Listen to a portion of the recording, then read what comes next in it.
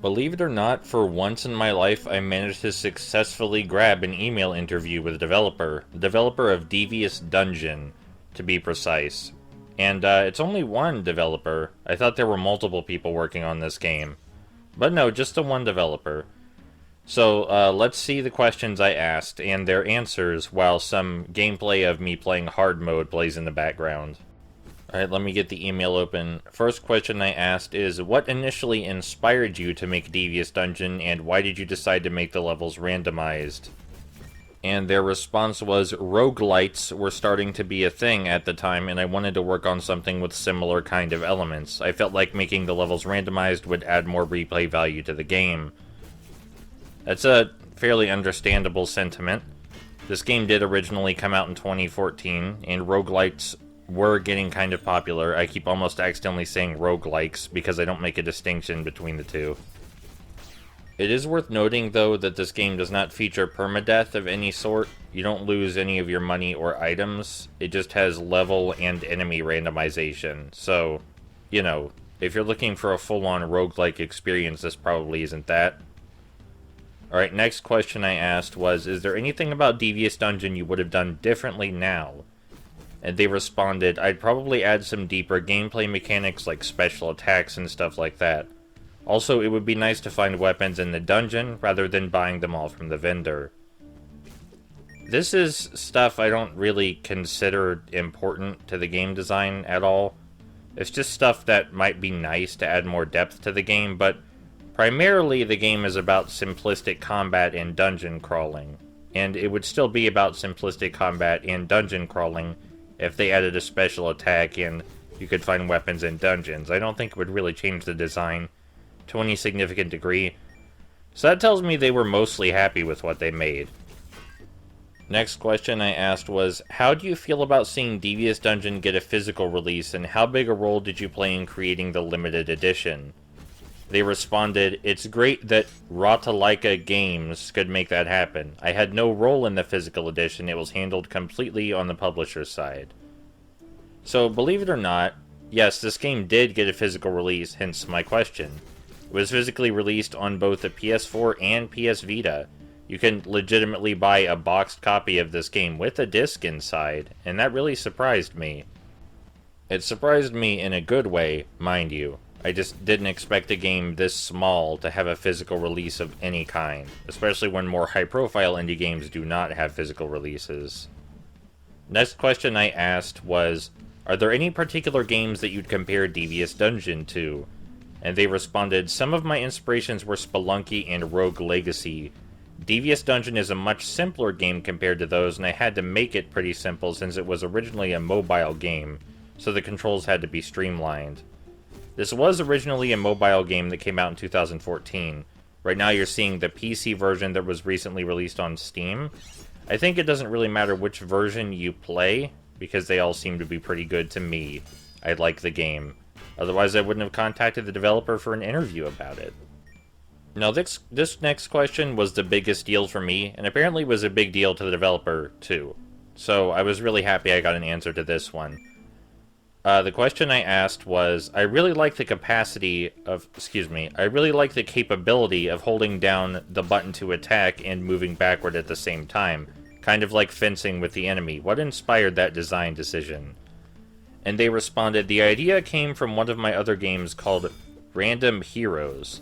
In that game you could strafe backward while shooting in a similar fashion as Devious Dungeon. I figured it might work in melee combat as well, and I think it works pretty well. I'm pretty sad to see, though, that a lot of players never figured out the strafe attacking in Devious Dungeon, because I've seen a lot of YouTube videos where players struggle with the game since they are not using that mechanic.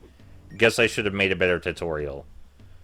Now, I'm kind of happy to hear that the strafing mechanic was on their mind, like at the forefront of their mind when designing the game's combat, because it is a very important mechanic. And it adds a lot more back and forth and rhythm to the fighting than would be present otherwise. But yes, I really like the backward strafing mechanic in combat, and I'm glad it was as important to the developer as it was to me. It's always good to get confirmation that an important piece of design was intentional, because even though it would still be great if it weren't intentional, it's nice to hear. It's nice to hear. The final question I asked was, what is your fondest memory from working on Devious Dungeon? And their answer was, for me, the best part of every game I make is when it's done and I can see how people react to the game. Devious Dungeon got pretty good reviews back in the day on mobile, and people seemed to really enjoy it, so that made all the time spent working on the game feel worthwhile. I feel very glad for the developer, and at the same time, kinda sad. Not because, they feel happy and fulfilled, but because getting fulfillment from people's reaction to your stuff can be hard. Especially if you make something that you think is really good and spend a lot of time on and people think it's shit. Which happens a lot. But Devious Dungeon occupies such a small, inoffensive category in everyone's library of games that I don't think too many people are going to be upset about it. So it's probably attracted solely fans, if I had to guess. People that were specifically looking for a game this simplistic. It's genuinely hard to imagine a game as unassuming as Devious Dungeon getting much hatred, really. And that's also probably why it wasn't exactly setting the world on fire. It is a very simplistic game, but the developer seems happy with it, and I like it, and it got a physical release. How many indie games can say that? And that was the end of the questions I asked. I didn't want to ask too many, because they did say they were busy. I feel like this interview was important, because even though I already knew this, it's always good to be reminded that no matter what you're looking at, if it's a creative effort, someone really cared and put their love and soul into it. Like, no one was clamoring for Devious Dungeon to be made. There was no one breathing down the developer's neck to get it published.